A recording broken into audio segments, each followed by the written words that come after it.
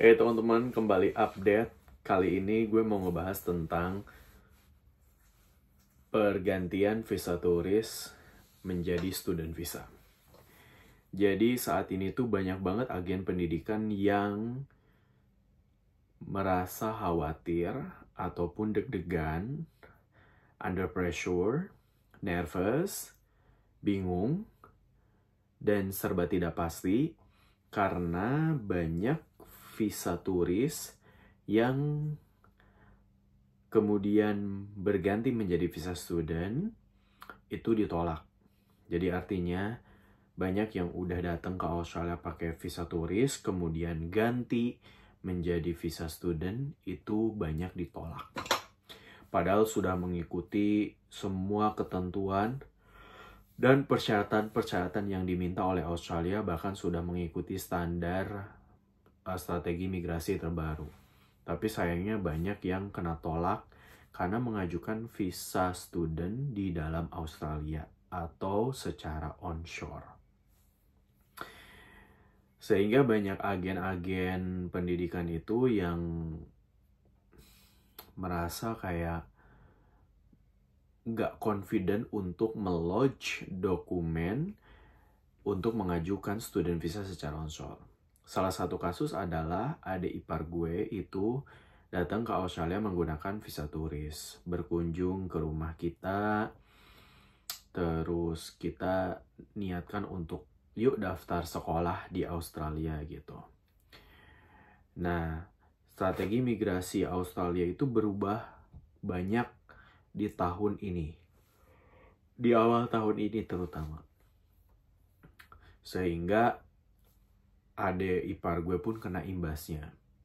Jadi agen pendidikan yang kita minta bantuan untuk ngurusin student visa itu dia belum lodge dokumen, padahal adik gue udah menjalani perkuliahan, udah berjalan beberapa bulan perkuliahannya dan kita tetap bayar, dan tentu aja adik ipar gue nggak bisa kerja karena memang harus menunggu visa studentnya granted baru boleh kerja. Artinya kita spending money dong untuk itu gitu. Kalau misalnya udah dapat student visa kita enak bisa kerja. Nah ini kita masih mengajukan student visanya belum di approve dan akhirnya kita malah keluar uang. Dan si agen pendidikan ini adalah teman kita, itu nama agennya Studinet. Kalian bisa lihat di websitenya, dan kita minta bantuan Nona Fitria karena dia temanku, dia yang ngurus juga student visaku dulu dan beberapa temen yang lain gitu. Dia cukup bagus, dia bagus banget sih, bukan cukup lagi gitu. Nah kemarin gue konsultasi sama dia, jadi beberapa kampus itu memang banyak yang udah ngasih pemberitahuan tidak mau menerima mahasiswa yang daftar secara onshore. Kemudian belum ada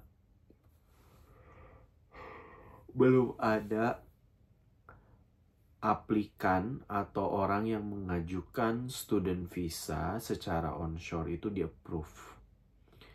Tapi penolakan itu banyak banget yang udah ditolak dan belum ada dia mendapatkan kasus orang yang diterima atau di granted visanya, sehingga dia bimbang gitu loh.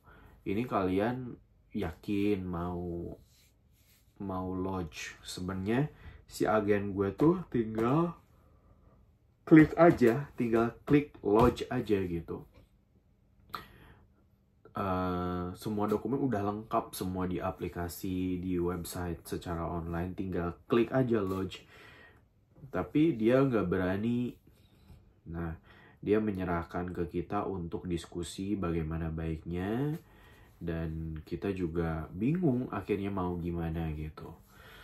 Jadi lebih disarankan kalau adik ipar gue tuh pulang ke Indonesia dan ngajuin visa student dari Indonesia.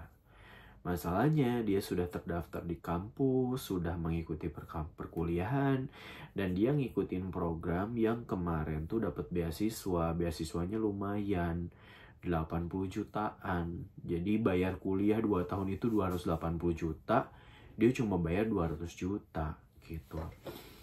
Kalau ini kan berarti harus dipending perkuliahannya dan harus pulang ke Indonesia dan mengajukan visa student di Indonesia. Oke. Jadi ini cukup membingungkan buat teman-teman yang sekarang bercita-cita pengen ke Australia, namun terhambat akan adanya isu seperti ini. Jadi pertimbangkan lebih baik matang-matang dan persiapkan benar-benar dalam pengajuan student visa. Oke. Jangan mudah tergiur sama iming-iming yang menjanjikan pengurusan student visa secara gampang, apalagi yang nawarin pergantian dari tulis visa ke student visa gitu, karena pasti itu penipuan. Oke, waktunya tidur. Thank you banget. Kalau kalian ada ide atau pertanyaan, tulis aja di kolom komentar. Nanti gue bakal bahas itu di video berikutnya. See you next time. Assalamualaikum warahmatullahi wabarakatuh.